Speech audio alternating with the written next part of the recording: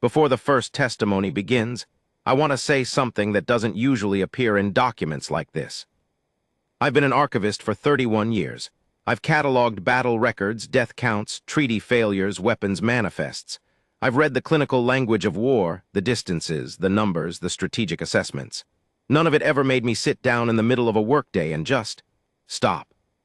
This one did. What follows is not primarily a record of battles, though battles are in here.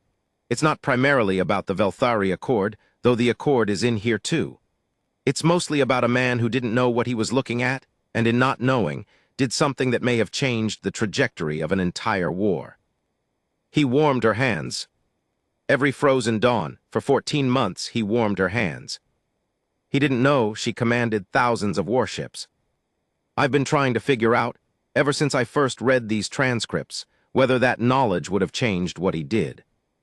I don't think it would have. That's the part that won't let me go.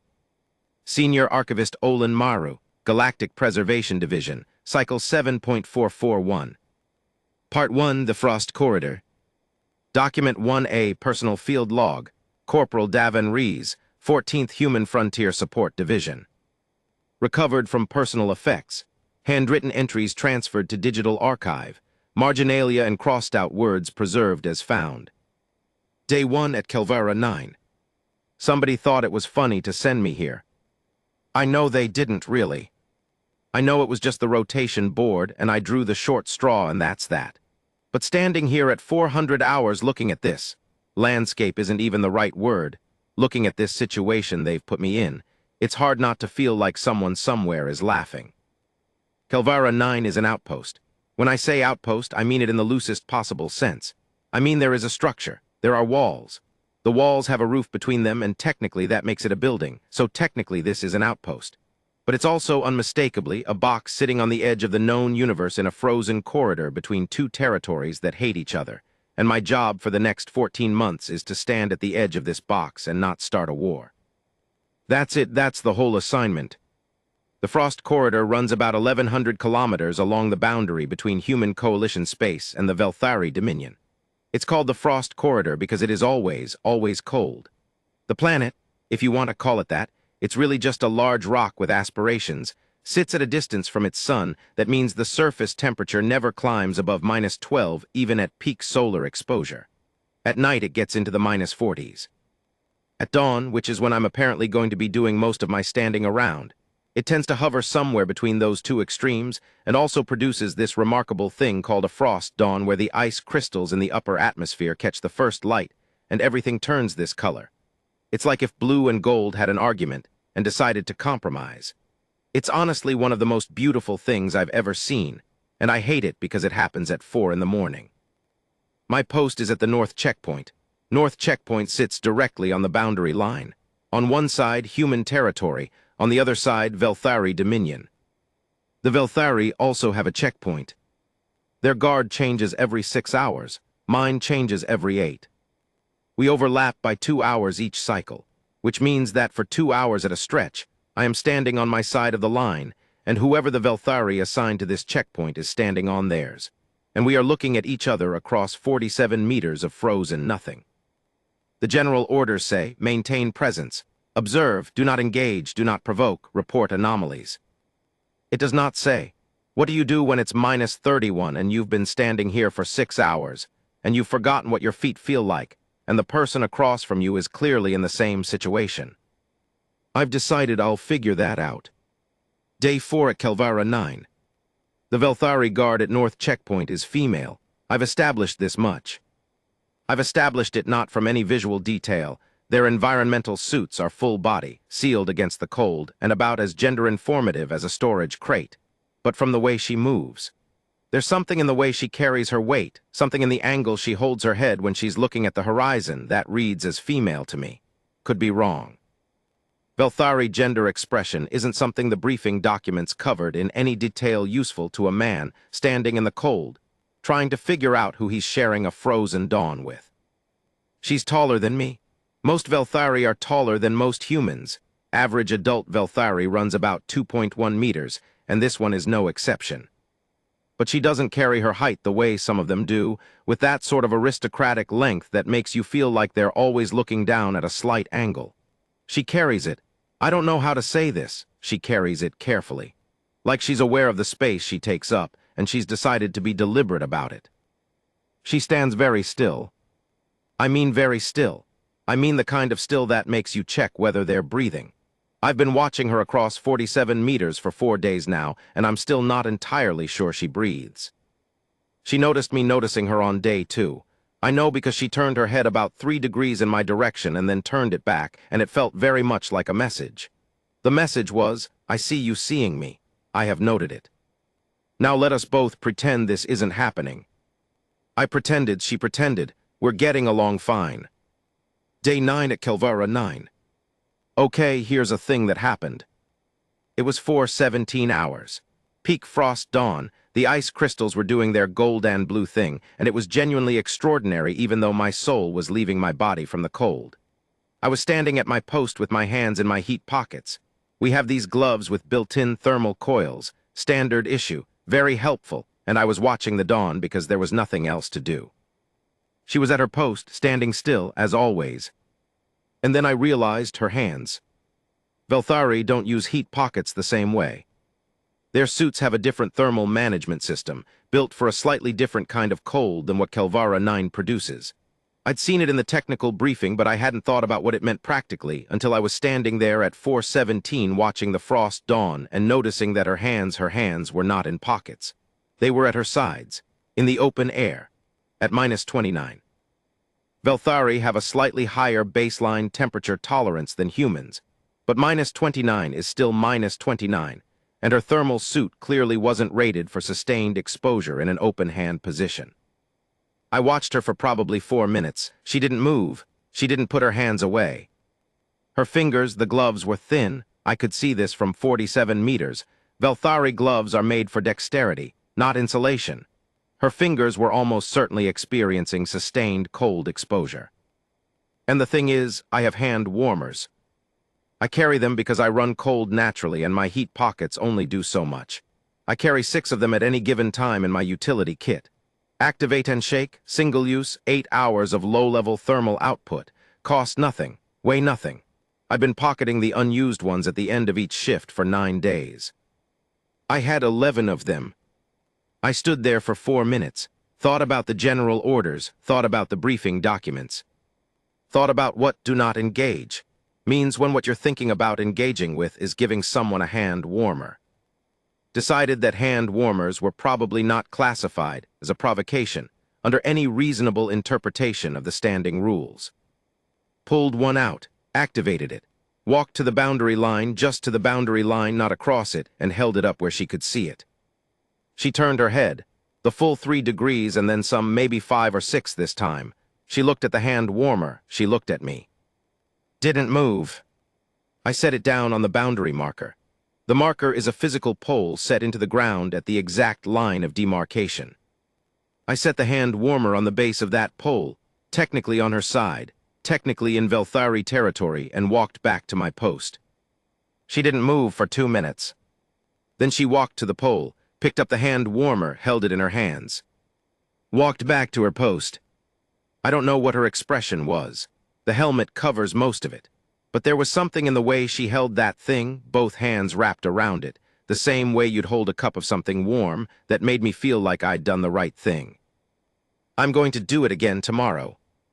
Day 14 at Kelvara 9. This has become a thing. Every morning, 4:15 to 4:20, depending on when the frost peaks. I walk to the boundary marker, I leave a hand warmer, I walk back. She picks it up. That's it. That's the whole interaction. Nothing is said. Nothing is signaled beyond the hand warmer itself. She doesn't nod. I don't nod. We've settled into this with the same unspoken mutual agreement that we've settled into the pretending not to notice thing. We both know it's happening. We both know it doesn't need to be discussed, and it's fine. I've been thinking about why it's fine, and I think it's because it requires nothing from either of us. No conversation, no lowering of guard, no symbolic gesture of anything political or territorial. It's just warmth. It's just, here is a warm thing, you looked cold, that seems like a problem worth solving. I grew up watching my mother cook. She made food for everyone who came through the door. People she knew, people she barely knew, the occasional stranger my father dragged in from some community project or another. She never made a production of it. She just added another plate, adjusted the pot, made sure there was enough. She used to say the basic things are always the right things. Warmth, food, rest, you can't go wrong starting there. I think about her every morning at 4:15 when I walk to the boundary marker. Day 22 at Kelvara 9. The Velthari guard has started arriving early. Not dramatically early. Maybe 4 minutes before her shift technically begins. But she's there at 4:11, 4:12, standing at her post in the dark, which means she's there when I walk to the boundary marker. I don't know what to make of this. I've decided to make nothing of it. It's 4 minutes. People arrive early for all kinds of reasons. Maybe her schedule changed slightly. Maybe the transport drops her off earlier now. Maybe she just likes to stand in the dark at -30. I'm not going to read meaning into 4 minutes. The fact that she arrives exactly early enough to be there when I make the hand warmer delivery, and not early enough that it seems intentional, I'm not going to think about that. I walked to the boundary marker this morning, set down the hand warmer, walked back. She picked it up. And then this is new, she did something with her free hand. A motion. Small, brief, easy to miss if you weren't watching. She extended 2 fingers of her left hand, angled them slightly downward, and then brought them back to her side. I didn't know what it meant. I looked it up tonight in the Velthari gesture lexicon that came in the briefing packet. 12 pages, very incomplete, probably put together by someone who had been near a Velthari twice. Found something close. 2 fingers extended, angled downward, is something like acknowledgement without debt. It's not a thank you. Velthari don't thank for things they consider baseline obligations of decency. It's more like, I have received this, it was appropriate, we are level. So she thinks warming her hands is a baseline obligation of decency. I find I agree with her. Document 1B Testimony, Sergeant Pell Akaffer, 14th Human Frontier Support Division. Oral testimony recorded at Kelvara 9 debrief station, 3 months before the Velthari Accord.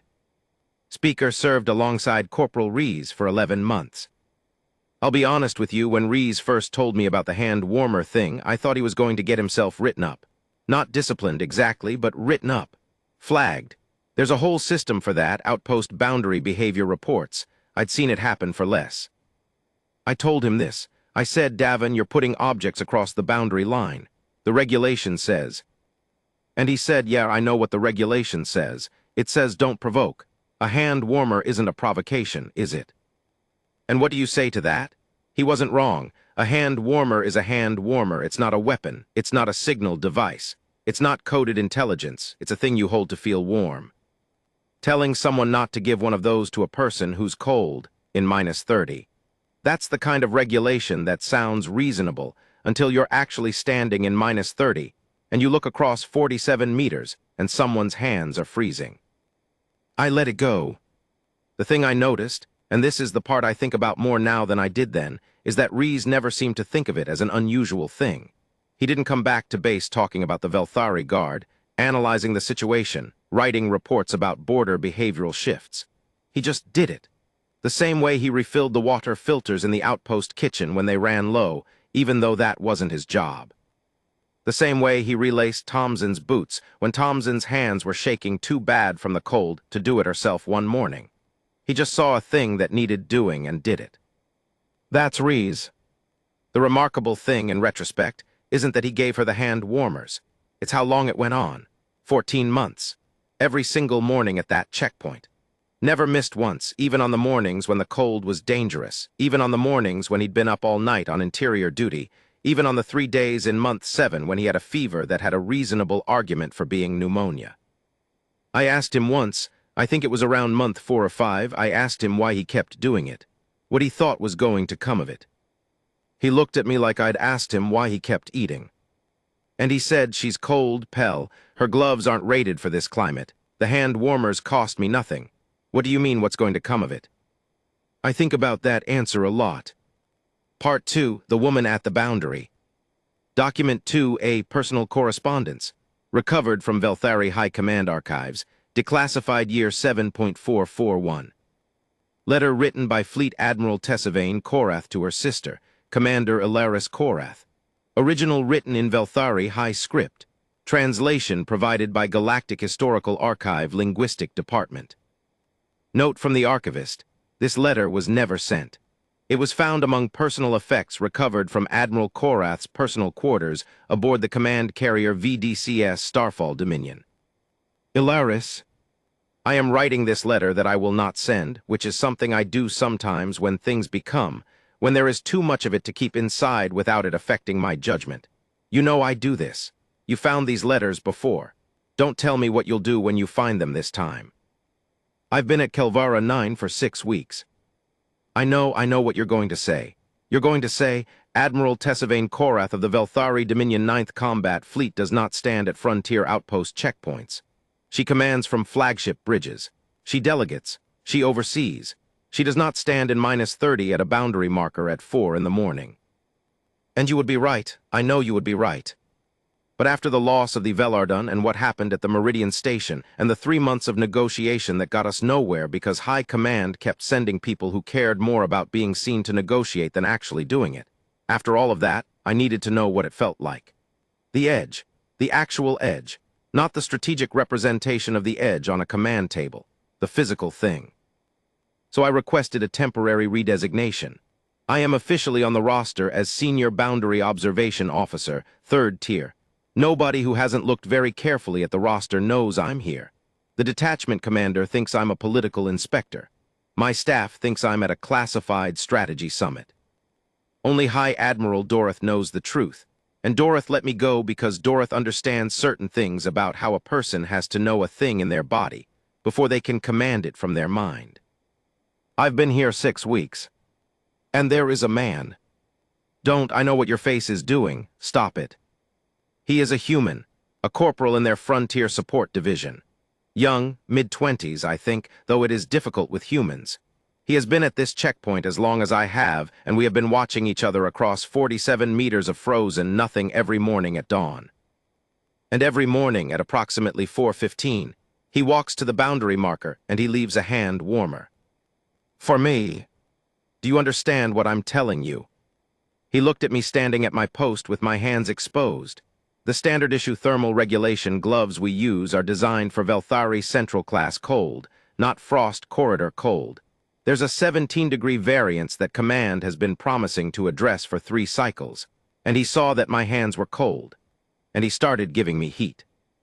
He doesn't speak, he doesn't signal, he doesn't do anything that could be interpreted as an attempt at communication or influence or intelligence gathering. He walks to the marker, he sets down the hand warmer, he walks back. That's the entire transaction. Every morning. I have been standing at this checkpoint for 6 weeks watching a human corporal perform this small act of warmth every morning at the coldest hour of the dawn, and I find, Ilaris, I find that I don't know what to do with it. Because I know what humans are. I have studied them for 12 years. I have faced their fleets. I have matched my tactical mind against their admirals and their generals. I have read every psychological profile, every behavioral assessment, every strategic document our intelligence division has produced about the human approach to conflict and negotiation. Not one of those documents mentioned anything like this. Not the hand warmers specifically, but this particular quality. This thing where they see a practical problem in front of them, and they address the practical problem without calculating what it means strategically, without consulting anyone, without waiting to determine whether it falls within their designated operational scope. He saw cold hands. He had something warm, he gave it. I don't know why this is affecting me as much as it is. I have received gifts from dignitaries. I have been given tokens of respect by officers I've outranked and enemies I've defeated. I have accepted tributes and acknowledgments and formal gestures of a dozen kinds. None of them felt like this. I think it's because he doesn't know. He has no idea. He doesn't know who I am. He doesn't know that I could order the obliteration of his outpost with a single communication. He doesn't know that I command 9 battle groups and 47 escort carriers and the combined tactical force of the entire Velthari 9th Combat Fleet. He doesn't know that I have been present at 12 major engagements, that I hold the Velthari Star of Conduct, that I was the one who designed the blockade strategy at the Velarden that his own people called the Iron Curtain. He just thinks I'm cold. And he gives me warmth. I keep asking myself, if he knew, would it be the same? I think it would. That is the part I cannot stop thinking about. I think if he somehow knew everything, who I am, what I command, the weight of what my orders have cost, I think he would still walk to that boundary marker every morning and leave the hand warmer. Because he's not doing it for me. He's doing it because it's the right thing to do. And whether I'm a soldier or an admiral or an enemy, it's still -30 and my hands are still cold. I don't know what to do with a person like that. I'm not going to stop going to the checkpoint. I want to be clear about that. My reasons are still strategic. I am learning things about the human frontier psychology at this posting that I couldn't learn from any briefing document. The decision to remain has nothing to do with the hand warmers. It has very little to do with the hand warmers. T. Document 2B Recovered Combat Strategy Notes. Fleet Admiral Tessavain Korath. Found alongside personal correspondence. Partially coded in Velthari High Command cipher. Decoded by GHP Linguistic Division. Note, these notes were apparently written during the same period as the personal correspondence above, suggesting simultaneous strategic and personal processing. Notation 7. Human Behavioral Observation, Frost Corridor Post, Week 6. The subject continues the morning warming protocol without variation. Timing consistent. No deviation in approach pattern, suggesting habitual behavior rather than calculated strategy. Hypothesis tested and rejected that this is an intelligence-gathering behavior. If it were, there would be some attempt at communication establishment, eye contact sustained beyond functional, some kind of coded pattern in the timing or placement. There is none. He places the object. He walks back. The interaction contains no extraction vector. Hypothesis tested and still considering that this is a deliberate low-level diplomacy protocol mandated by Human Frontier Command. Reviewed all known Human Frontier protocols. Nothing matches. This appears to be individual, not institutional. Conclusion: the warming protocol is what it appears to be. An individual human acting on individual judgment, performing a basic act of care toward a cold enemy. Note to self, not for the record, I keep returning to the way he holds himself when he walks to the marker. There's no performance in it. He doesn't stand taller, doesn't make eye contact, doesn't angle his body to appear non-threatening in the calculated way diplomatic envoys do. He just walks, like it's a normal thing to walk across the ice and leave something warm for someone. I have been in command for 19 years. I have learned to read performance in other people because performance in a command environment can get people killed. He doesn't perform. I find myself reassessing my understanding of the human tactical disposition based entirely on that walk. That is probably significant. Tactical assessment, Frost Corridor Human Disposition.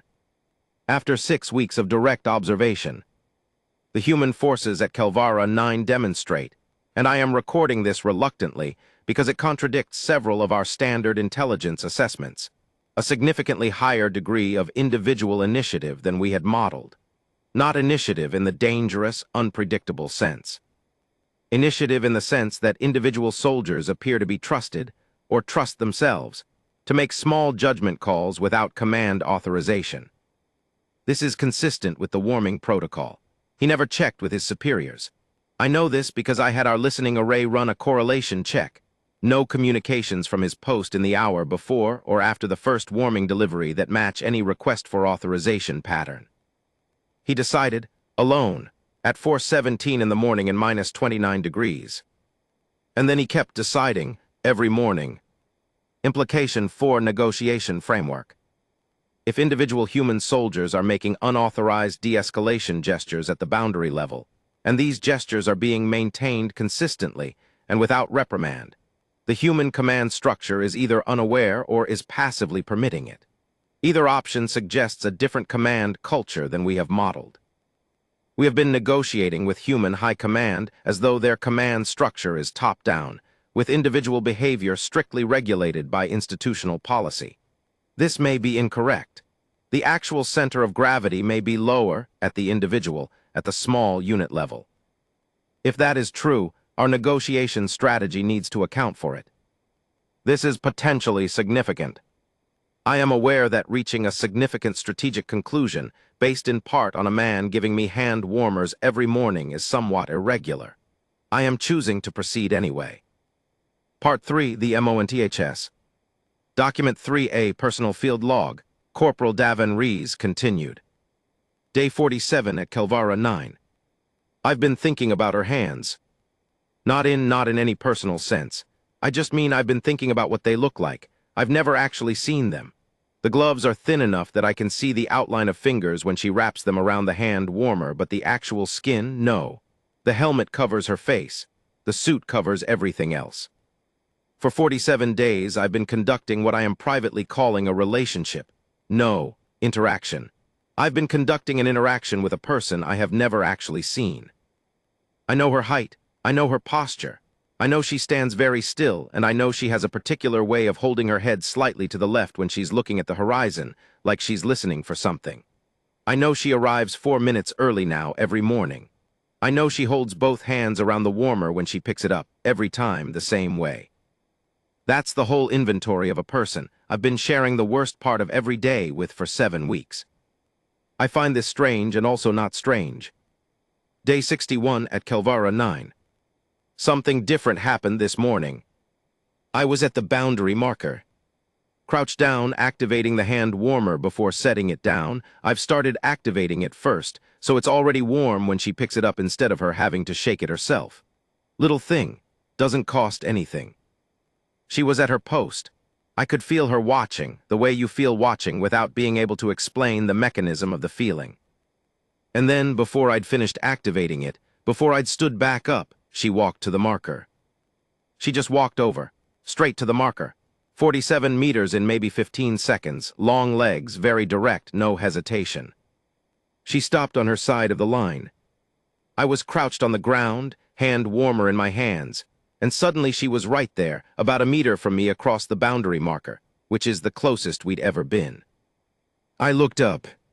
For the first time, I could see through her helmet visor at close range. Velthari eyes are, I know people describe them all kinds of ways in the literature and the news streams.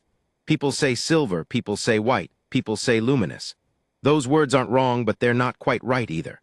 Her eyes were the color of ice when the light's coming through it at a particular angle, not white, not gray, but that specific shade that's all three at once, and none of them quite enough.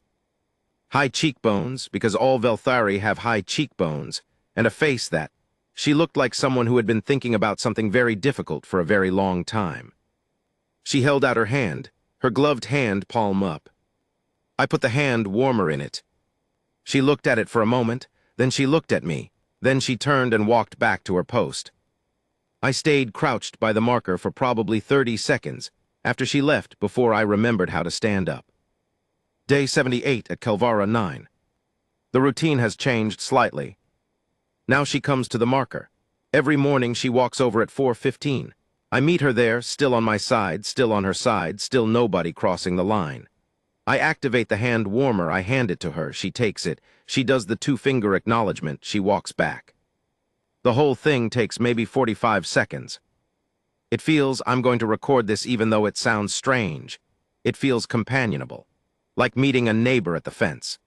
Like there's a familiarity to it that has nothing to do with communication and everything to do with repetition and weather and the particular quality of light at 4:15 in the frost corridor when the ice crystals are burning gold. I don't know her name, I won't ask it, that's not what this is.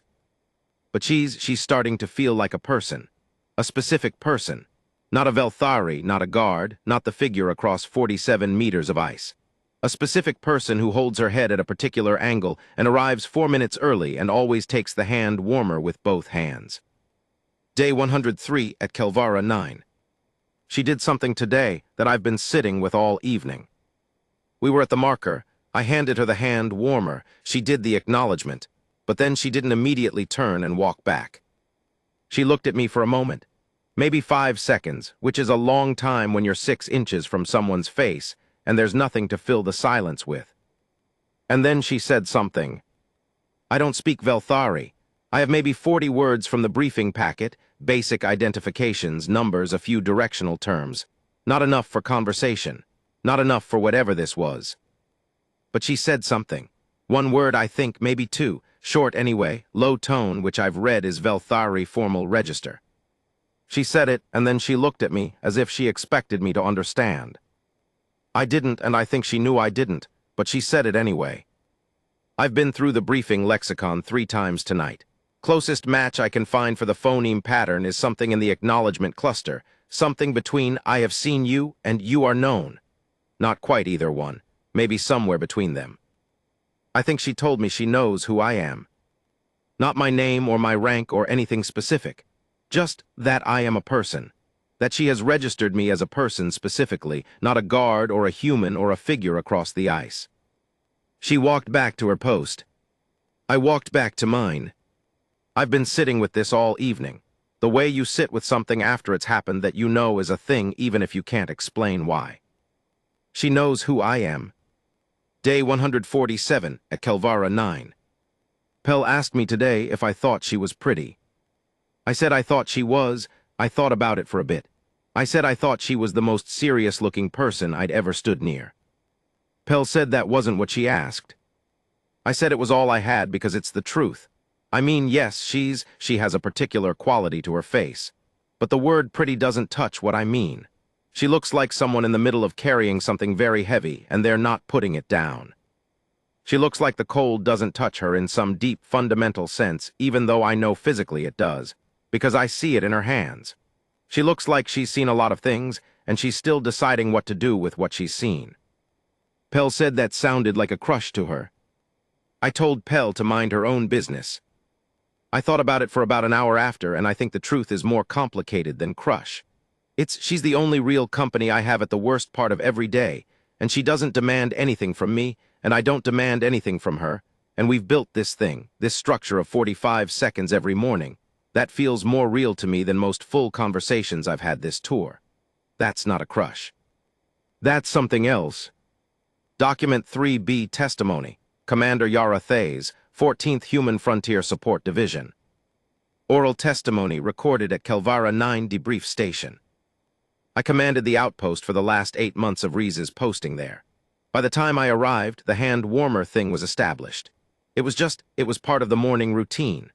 You knew that at 4:15, if you were watching the North Checkpoint cameras, you'd see Reese walk to the boundary marker and the Velthari guard walk to meet him, and there'd be this exchange, and they'd both walk back. I should have reported it. I know that. There are good arguments for why I should have made it official, made it reviewed, made it evaluated for strategic implications. The reason I didn't is that I watched it happen the first morning after I arrived, and I watched the Velthari guard. I didn't know then, obviously. None of us knew. I watched her take the hand warmer, hold it with both hands, and just stand there for a moment before she walked back. And something about that particular moment, stopped me from picking up the communication device. I've tried to explain this since, and I'm not sure I can explain it cleanly. It's just, it looked necessary, not strategically necessary. Just human-scale necessary. Like water or sleep or putting something warm in someone's hands when it's -30. Like something that exists at a level below the level where regulations operate. I filed a report at the end of month 2 of my command that mentioned established routine border contact engagement of a non-strategic nature, and categorized it as a low-priority observational note. Nothing came of it. When I found out who she was, when we all found out, I sat in my office for 40 minutes and I didn't do anything else. I just sat there. Part 4, The Revelation. Document 4A, Personal Field Log, Corporal DawnThen Rees, continued. Day 298 at Kelvara 9. Something is happening. I don't know what. But something is happening, and I can feel it in the way you feel a change in weather before the weather arrives. Something in the air has a different quality to it. Something in the patterns has shifted. There's been increased traffic at the Velthari post, not dramatic. Not alarming, but I count things because counting things is how I stay sane in this posting, and I've counted 3 additional visits to the checkpoint from non-standard Velthari personnel in the last 2 weeks. They arrive in a transport, they go into the post, they come out. They never come to the boundary line, but they come. She doesn't acknowledge them when they arrive, doesn't change anything about her posture or routine, but something in her stillness has a different quality when they're there. She's more still, the specific quality of controlled stillness. I haven't said anything to Pell or Commander Thays. I don't want to start anything. It might be nothing. The morning exchange has been the same. She walks to the marker. I hand her the hand warmer. She does the acknowledgement. Some mornings she says the word again, the one that means you are known or something close to it. I've started replying to it. I say yeah because I don't have the right Velthari word, and yeah is what I've got. She doesn't seem to object. Day 312 at Kelvara 9. The transport that arrived today was bigger than the others. Commander Thays locked down the outpost for the afternoon standard precautionary measure. Not an alarm, just a pulling back from the perimeter situation. I was off the north checkpoint rotation when it happened, so I didn't see what arrived or who came out of it. But Pell was on secondary observation, and she came back to the barracks with a look on her face that I haven't seen on Pell before. Pell has a very settled face, generally.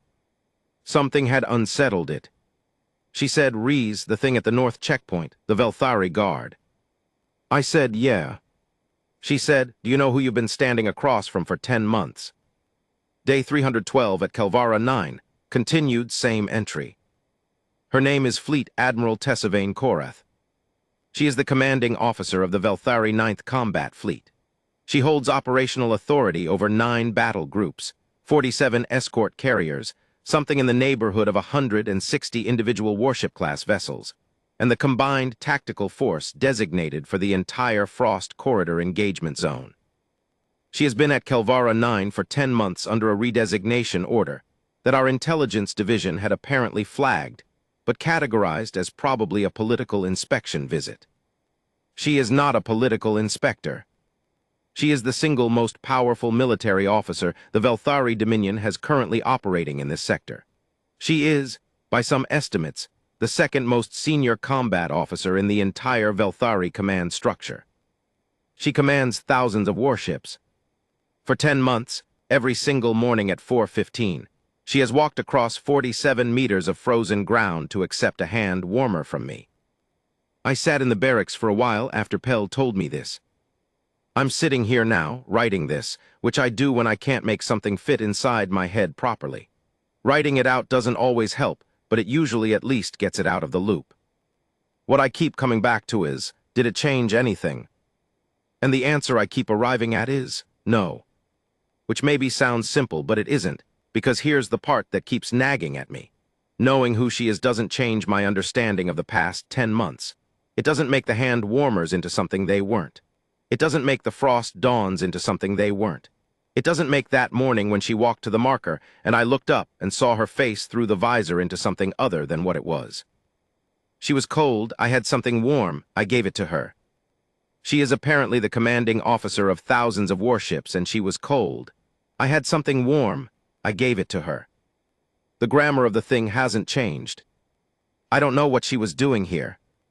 I don't know if this is some kind of intelligence operation, some kind of strategic observation exercise, some kind of thing where I've been an unknowing participant in something I don't fully understand. I think, and this is the thing I really need to sit with, I think maybe she was just cold. I think maybe she was here for whatever reason she was here, and her gloves weren't rated for Frost Corridor cold, and she was cold at 4 in the morning, and a human corporal gave her something warm and she accepted it. I'm going to go to the checkpoint tomorrow morning at 4:15. I'm going to bring a hand warmer. I'm going to walk to the boundary marker. If she's there, I'm going to give it to her. Document 4B, Personal Correspondence. Fleet Admiral Tessavain Korath to Fleet Admiral Tessavain Korath. i.e., a letter to herself, found in the same archive as the letter to her sister. Undated, but cross-referenced to the period of day 312 in Rees's log. They know. I don't know which of their intelligence divisions produced it or how, but the transport that came in today was carrying a liaison officer from their sector command, which means sector command now knows I'm not a political inspector, which means it goes up the chain, which means within 48 hours their high command will know that Tessavain Korath has been standing at the Kelvara 9 boundary checkpoint every morning for 10 months. And then they will know about the hand warmers. I've been running the calculations. Not tactical calculations, I know what those say. I know that the discovery of my real identity creates a dozen strategic considerations, a dozen possible pressure points, a dozen ways my opposite number could play this. That's not what I'm calculating. I'm calculating what the human corporal will do tomorrow morning. I think he will come to the checkpoint. I think he will bring the hand warmer. I think he will walk to the boundary marker. And I think the question of whether he does it because he doesn't know yet, or does it knowing everything and coming anyway, will be the most important thing I learn in 10 months here. More important than any tactical observation, any behavioral data, any strategic insight. I think I have been thinking this for months, and it's time to write it down. I think that if he comes tomorrow morning, it means something significant about the nature of what he's been doing all along. And I think if it means what I think it means, there is a path out of this war that nobody at high command has considered yet. Come to the checkpoint, DawnThen Rees. Come to the checkpoint. Document 4C, Personal Field Log, Corporal DawnThen Rees, Day 313. I went. Frost was peak, beautiful and terrible, the ice crystals doing their gold and blue thing with no regard whatsoever for the weight of what was happening at ground level. I had the hand warmer in my pocket, already activated, already warm. She was there. She was already at the marker when I got there. Not just arrived early, she was standing at the marker itself, right on the line, which was not the routine. She was facing me. I walked up to my side of the line. We looked at each other. She knew that I knew. I could tell from the way she was standing there was something different in it, some quality of not openness exactly, but exposure, like she'd removed a layer of something. I reached into my pocket, took out the hand warmer, held it out across the line. She looked at it for a long moment, then she looked at me, and then she took it.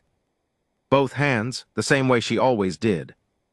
And then she did something she'd never done before in 313 mornings.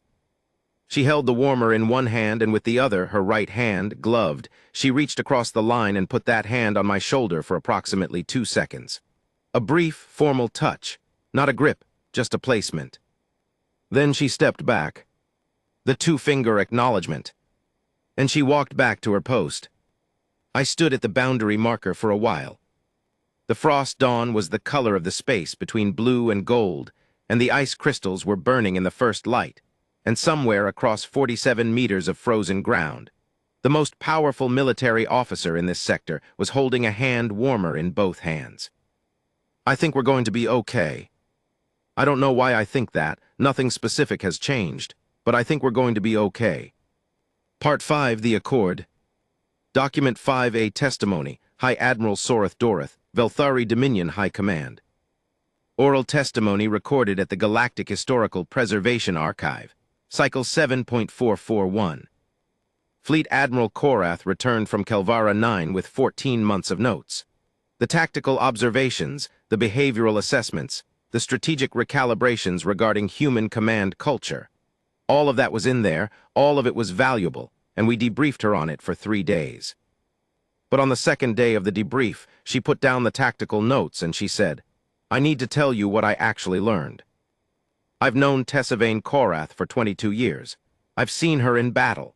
I've seen her in political situations that would have destabilized most of my senior officers. I've seen her in the aftermath of the Velarden, which was a thing that no one who was there has ever been quite right since. I have never seen her look the way she looked when she said, I need to tell you what I actually learned. She told us about the hand warmers. There was silence in the room for a while. Then she said, we have been approaching this war as a contest of strength versus strategy. We have been modeling the human disposition as reactive, hierarchical, and ultimately manageable through superior tactical planning. We have been wrong, not about the tactics, about the people. She said the people cannot be managed through superior tactical planning because the people do not operate from tactics. They operate from something else, something I don't have a Velthari word for. Something closer to instinct, but it's not animal instinct, it's a social instinct, a connecting instinct. They see cold and they give warmth. They see need and they address it. They do this before calculating, before authorizing, before determining whether the recipient is an enemy. This is not a weakness, she said. We have been treating it as a weakness in our assessments. It is not. It is a force multiplier we have no counter for because it doesn't operate on any axis we have a counter for. She said you cannot outmaneuver warmth. It doesn't have a flank. I sat with that. Then I asked her what she was recommending. She said, I'm recommending we talk to them. Not at them. Not at their high command in a room full of security protocols and treaty frameworks. I'm recommending we talk to them. And I asked, where do you want to start? She said, I want to start with a corporal in the 14th Human Frontier Support Division who gave me hand warmers for 14 months and came to the checkpoint the morning after he found out who I was and gave me one anyway. I said, what does a corporal have to do with a peace agreement? She said, everything. Document 5B, Personal Field Log, Corporal DawnThen Rees, Day 341. I have been summoned to a meeting. Not a disciplinary meeting, they've been very clear about that. They keep saying that. They say this is not disciplinary. This is, they keep changing the word, consultative, informational, collaborative. They can't seem to settle on which one, which tells me they don't quite know what this is either. What I know is that 3 days ago a transport arrived at Kelvara 9 carrying a senior representative from Human Coalition Sector Command. And that representative spent 2 hours with Commander Thays and then asked to speak with me. And what that representative told me is that the Velthari High Command has requested a meeting. An informal meeting outside the existing negotiation framework, which has been going nowhere for 3 years. And they've requested, not demanded, requested that I be present at this meeting. I asked why. The representative said, we're not entirely sure. The request came from Fleet Admiral Korath's office, and the only specification was that it should include you. I said, did you say Fleet Admiral Korath? The representative said, yes. I said, does she know I'm a corporal? The representative said, we believe she does. I said, does she know I'm 26 years old, and I've never been to a diplomatic meeting in my life? The representative said, Corporal Rees, it seems like she might be counting on that. Document 5C Testimony, Senior Diplomat Kenneth Caraway, Human Coalition Diplomatic Corps. Oral testimony recorded at the Galactic Historical Preservation Archive, Cycle 7.441. In 30 years of negotiation work, I have facilitated 89 formal treaty processes, 42 preliminary accords, and something like 317 informal engagement frameworks. I have never conducted a pre-negotiation meeting that opened the way the Velthari Accord pre-negotiation meeting opened. We were in a neutral facility on Kelvara Station, orbital above the Frost Corridor, the kind of sterile diplomatic space that exists specifically to be nobody's home. Human delegation on one side, Velthari delegation on the other, standard arrangement. And then Fleet Admiral Korath entered, and instead of taking the seat opposite the senior human diplomat, which was me, which is where she was supposed to sit, she walked to the far end of the table, where Corporal Rees was sitting. I should explain that Rees was not at the table in any formal capacity. He'd been brought into the room as an observer, at the Velthari's specific request, and he'd been placed at the end of the table approximately as far from the center of power as it was possible to get in that room. Korath walked to the far end of the table. She was in full admiral's dress. The Velthari formal military uniform is something, genuinely. It's a visual statement about authority and presence and history. She is 2.1 meters of it, and she walked the full length of the table, and she stood across from this 26-year-old corporal in a service uniform that had clearly been hastily pressed. And she said something to him in Velthari. I had a translation feed. The translator hesitated for a moment. She said something slightly unusual, and then the feed rendered it as, I know who you are. And Rees, in this, I'm recording my honest recollection, and my honest recollection is that there was about a 2-second pause, and then he said, yeah. That was it, yeah. And she sat down across from him at the end of the table, which was not where she was supposed to sit. And she said, through the translation feed this time, formal channel, I propose we begin there. The meeting lasted 6 hours. It was not a typical diplomatic meeting. It was, and I've debriefed on this many times, and I keep reaching for different ways to describe it. It was a conversation. A long, complicated, frequently uncomfortable, occasionally funny conversation about what the war was costing, and what peace might cost, and what both sides actually needed versus what both sides were demanding. Korath referred to the checkpoint interaction multiple times. Not sentimentally, not in the way you might think. She referred to it tactically. She used it as a case study. She said, this is what your people do when the structure is removed. They see a problem and they address it. They don't wait for authorization. This is what we need at the negotiation table, not authority with authorization. Authority with the instinct to address the actual problem. At one point, Rees, and I want to be clear that nobody had asked him to speak. He'd been sitting there being very still in the way he apparently can be very still when he's processing something. At one point, Rees said, "You always took it with both hands." And the room went quiet. And Korath looked at him for a moment, and then she said, "It was warm." That was the moment, I think. Not the moment the war ended. There were months more of negotiations after that, years really before everything was resolved. But that was the moment the war became something that was going to end. Because you can't negotiate between two parties who are talking at each other. You can only negotiate when both parties have agreed that there is a problem to solve. And the agreement in that room, the thing that finally made it possible, was this. She was cold, he was warm. She took what he offered and held it with both hands. You can build something on that. Document 5D, the Velthari Accord Preamble. Excerpted from the official treaty document. Full text archived separately under GHP 7441 Treaty Main. The representatives of the Human Coalition and the Velthari Dominion, meeting after 3 years of conflict and 14 months of frontier observation, agree to the following principles as the foundation of a lasting cessation of hostilities. First, that the practical conditions of those at the edges of conflict deserve as much consideration as the strategic interests of those at its centers. Second, that individual acts of decency performed without authorization or expectation of return are data, not sentiment, and should be treated as such in the construction of frameworks meant to govern human Velthari relations. Third, that warmth as a principle is not a weakness. The parties proceed on this basis. Part 6 after. Document 6A Testimony, Corporal DawnThen Rees, 14th Human Frontier Support Division. Oral testimony recorded 18 months after the signing of the Velthari Accord at the Galactic Historical Preservation Archive, Cycle 7.441. Speaker is by this point a Sergeant First Class. Everyone wants to know what I thought when I found out. The short answer is, I sat on my bunk for a while. The longer answer is, look, I've tried to find the most honest way to say this, and the most honest version is that finding out who she was felt like one of those moments when a picture you've been looking at from one angle suddenly resolves into a different picture. You know those things. Those images where it's either a rabbit or a duck depending on how you look at it, and once you see one you can't not see it, and then if you try hard you can see both. It was like that. In one version, she was the Velthari guard at North Checkpoint, the tall, serious one who arrived 4 minutes early and held the hand warmer with both hands. That version didn't stop being true.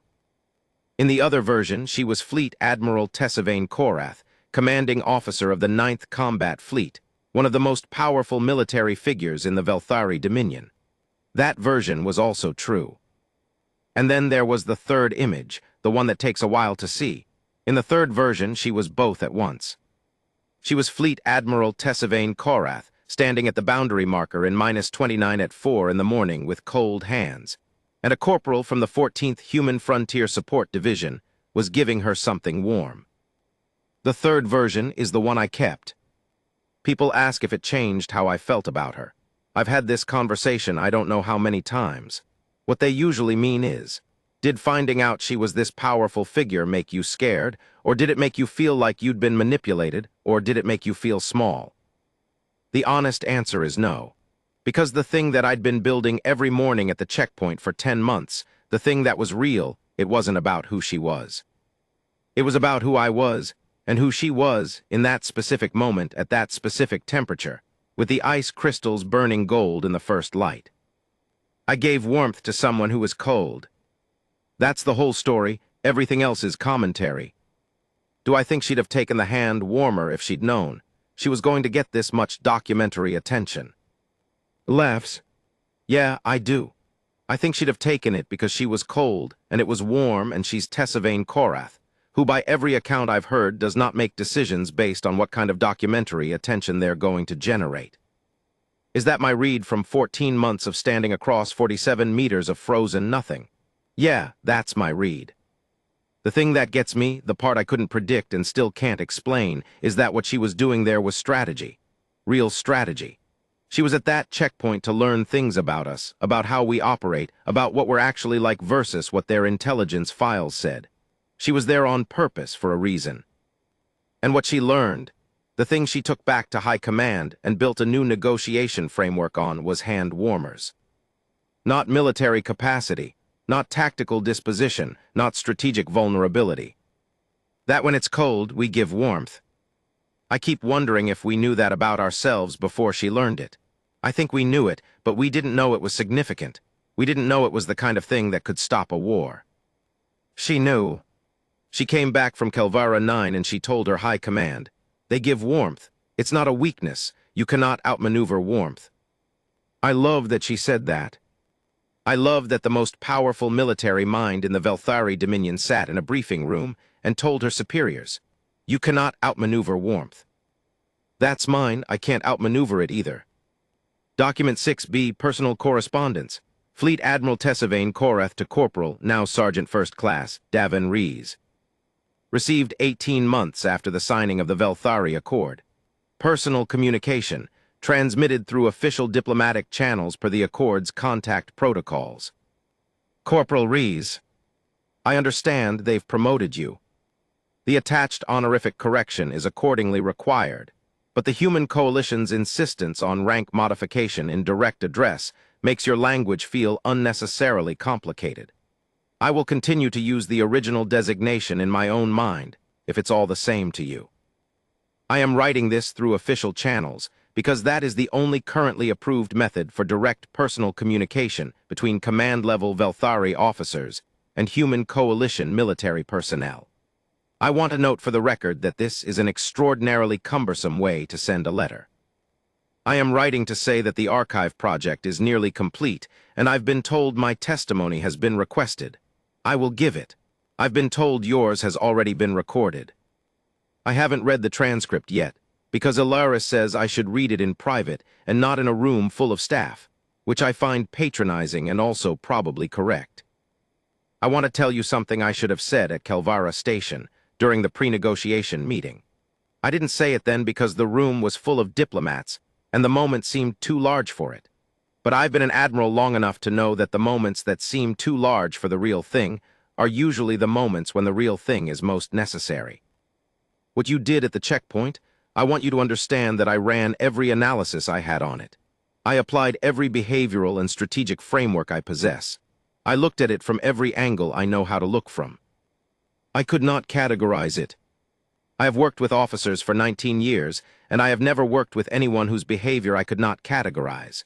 You are genuinely uncategorizable, not because you are exceptional in the way that word usually means, not because of some remarkable quality of courage or strength or strategic brilliance, but because you performed, without thought or calculation or apparent effort, the thing that my entire intelligence apparatus had classified as unlikely in your people.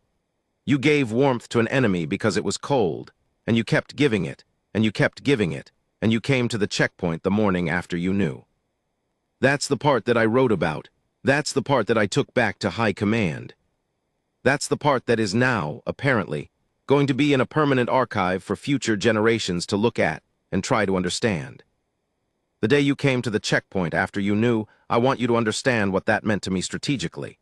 If you had stayed away, if finding out my rank had made you hesitate, recalculate, decide that the situation had changed and the exchange was now complicated, that would have told me that the warmth was conditional, that it operated within a hierarchy, that it could be managed and therefore outmaneuvered.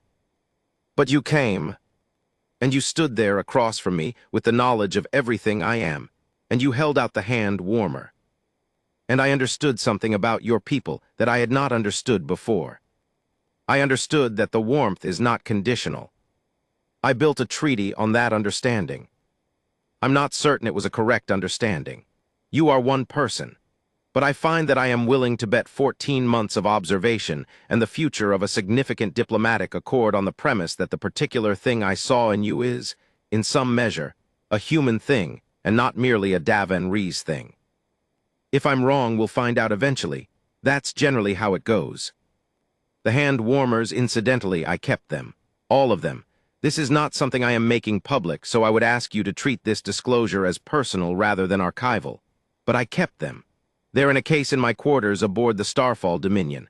My personal staff think they're a peculiar decorative choice. I haven't corrected them. I think you would find that funny. I find that I want you to find it funny.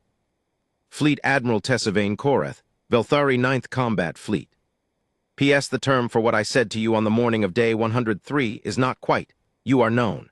The more accurate translation is closer to, I have placed you inside me. This is a Velthari formal acknowledgement of personhood. It means that you exist for me as a specific individual, that I carry your existence as a fact within my own. I realized from the briefing notes that your translation document would not have had this, and that you've likely been operating on an approximate.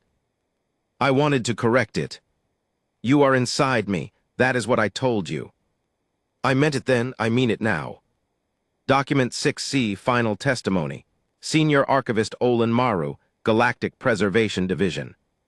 Recorded as the closing document of Archive GHP 7441 Delta 9. 31 years. I keep coming back to 31 years because that's how long I've been doing this, and because the question I have to answer for myself at the end of compiling this archive is, why does this one matter? There are larger histories in this archive system. There are records of battles where more lives were lost, treaties that covered more territory, decisions that shaped more outcomes. The Velthari Accord itself is not the largest peace settlement in the Coalition's history by any quantitative measure. But this is the one I keep coming back to. I think I know why. It's because most of the histories in this archive, most of the histories anywhere, are stories about power. About who had it and who wanted it and how they deployed it and what it cost. Power is the grammar of history. It's how we describe almost everything that happened at any scale. This story is about warmth. And the remarkable thing about warmth, the thing that Fleet Admiral Korath articulated in her briefing to High Command, the thing that Corporal Rees understood instinctively without being able to articulate it, is that warmth doesn't operate on the same axis as power. You can't meet it with strength. You can't counter it with strategy. You can't outflank it because it doesn't have a position.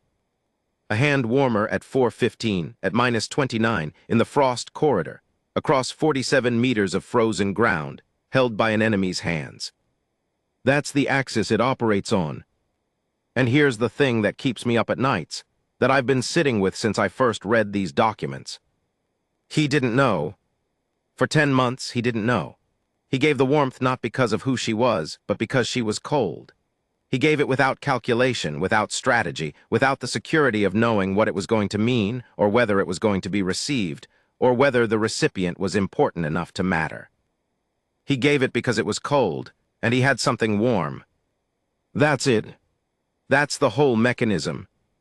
And when he found out, when the calculation was available to him, when he had all the information about who she was and what she commanded, and what it might mean to approach or not approach the boundary marker, he still came. Not because he'd decided it was strategically valuable, not because someone told him to, not because the math worked out. Because she was cold, and he had something warm. You cannot build a history around that principle easily. You can't structure a command culture around it, can't write it into a protocol document, can't codify it in a training manual. It doesn't scale the way power scales. It doesn't organize the way strength organizes. But it stopped a war.